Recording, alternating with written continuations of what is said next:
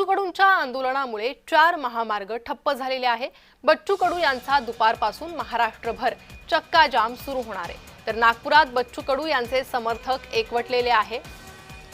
नागपुरातील वाहतूक यामुळे खोळंबलेली आहे, मोठी वाहतूक कोंडी निर्माण झालेली आहे।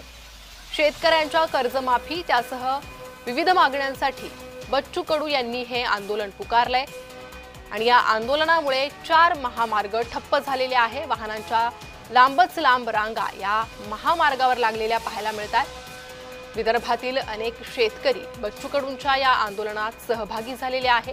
बच्चू कडू समर्थक हे नागपुरात एकवटलेले आहे आणि त्यामुळे महामार्गावरील गर्दीची ही दृश्य समोर आलेली आहे। मोठ्या प्रमाणात गर्दी झालेली आहे।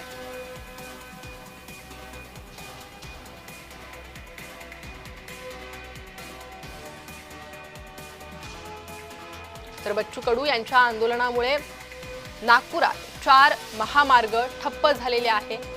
प्रवाशांना प्रचंड त्रास या वाहतूक कोंडीचा सहन करावा लागतोय।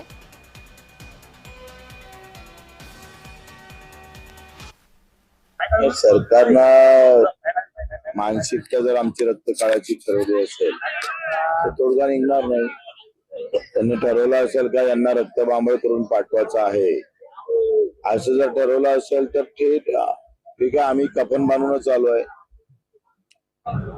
मला असं वाटतं का आम्ही 8 महिन्यापासून आंदोलन करतो आहे। 8 महिन्यापासून तुम्हाला वेळच भेटला नाहीये आणि रोज सातत्यानं असणाऱ्या आत्महत्या आम्हाला काही शांत बसू देत नाही आणि आम्ही शांतही बसणार नाही।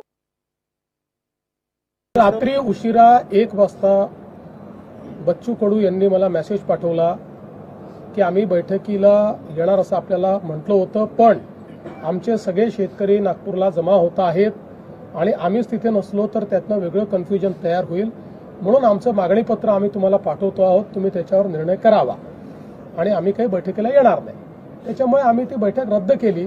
आता त्यांचं जे मागणीपत्र आलं आहे त्यातल्या ज्या गोष्टीवर सकारात्मक निर्णय करता येतील, ज्याच्यावर तातडीने निर्णय करता येतील ते निर्णय आम्ही करू।